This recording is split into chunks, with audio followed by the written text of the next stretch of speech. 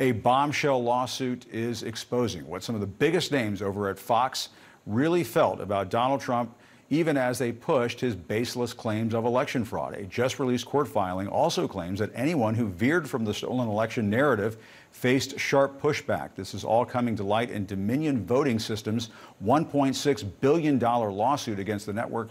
And joining us to talk about this, CNN's senior media reporter Oliver Darcy, as well as Mediaite editor-in-chief Aidan McLaughlin. Here's an example of, gentlemen, here's an example of some of the lies that Fox anchors were pushing. We'll talk about it on the other side. So much for those claims that voter fraud never happens. Of course it happens. They knew it happened when they told us it would never happen because they're liars. I could see these people hand over what appeared to be white envelopes. I thought, those are ballots. And today, more reports of dead people voting from beyond the grave. Amazing system we set up. This is disgusting, and we cannot allow America's election to be corrupted. We cannot. And despite what you just saw there, many of the anchors over at Fox were saying privately to one another they didn't believe any of this. But in the meantime, Fox issued a statement in all of this, highlighting the part that reads, the core of this case remains about freedom of the press and freedom of speech. Let's talk about this, Oliver and Aidan. Oliver, I know you've done lots of segments on this since this bombshell material came out. And I just have to ask you, when Fox talks about protection under the First Amendment to say whatever they want, I mean, that is ultimately the crux of the legal issue in this case. I mean, it's going to come down to that very point. And Dominion's going to need to prove that Fox recklessly disregarded the truth here. And I think, there's a mountain of evidence that might suggest, right, or show that Fox executives and their hosts, their top-level talent, people like Tucker Carlson, Sean Hannity, Laura Ingraham, that they knew behind the scenes that what they were selling, what the network was selling to the audience was bogus. But the truth never made it to the Fox viewer, which is really the sad part here. Despite them talking in very candid terms behind the scenes about how nutty the arguments pushed by the Trump camp were, they never ended up going on camera and really sharing that with their viewers. Instead, as recently as this week, Tucker Carlson is on the camera leading his show by casting doubt on the validity of the 2020 election. And it's just really quite reprehensible stuff, Jim. And Aidan, your site, I mean, it looks at what the media business does writ large. But I mean, one of the other, I think, bombshells that came out of this material in the Dominion case is what the motivation was behind the scenes over at Fox. I mean, they were essentially putting dollars over democracy. They were putting they were putting ratings over the republic.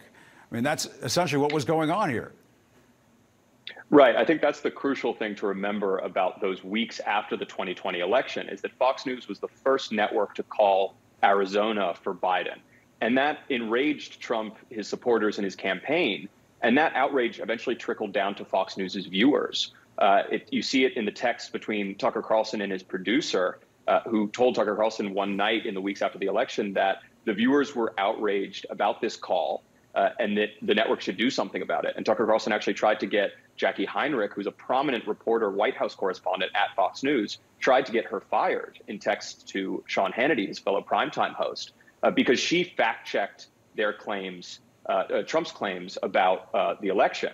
So there was this pervasive fear at Fox News because of the Arizona call and because a lot of the fact-checking of these election claims that were happening. There was this pervasive fear that viewers would flee to Trumpier pastors like OAN and Newsmax and these upstart conservative outlets that were embracing these lies more aggressively. And that made sure that Fox hosts and executives and even down to producers were on board with promoting these lies effectively.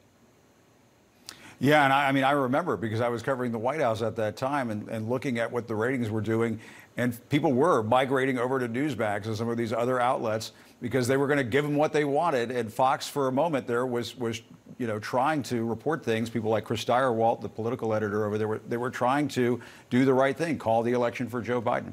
Oliver, Fox News filed an amended counterclaim against Dominion. What does it say?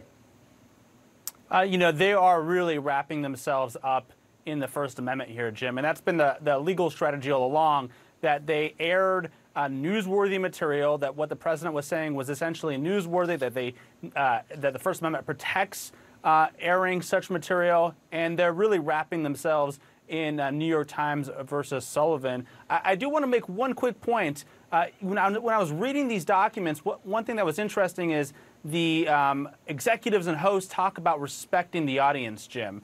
They talk about how we need to be respectful of the audience, and one way to be respectful of the audience, I guess, is not to tell them inconvenient things, inconvenient truths, but I would argue that it's much more respectful to the audience to be upfront with them, to tell them exactly what you know, and that's something we didn't see happen after the 2020 election.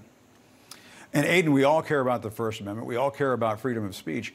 But what Fox was doing was just reprehensible. I mean, it was just absolutely wrong when it came to these lies about the 2020 election. But let me ask you this. If Dominion is somehow successful, which is, I mean, it's mind-boggling to think that they could be successful in all of this, what would that do to this titan of the media industry? That's right. I do want to point out, the United States has really strong First Amendment protections for media outlets, and that's a great thing. Obviously, you have to prove that an outlet acted with actual malice or had a reckless disregard for the truth if you want to prove defamation. So that's a really steep hill for Dominion to climb, and if they want to win this case, they're going to have to prove it. And these texts and these documents are part of their way of proving that Fox News knew that the claims that they were putting on air were not true.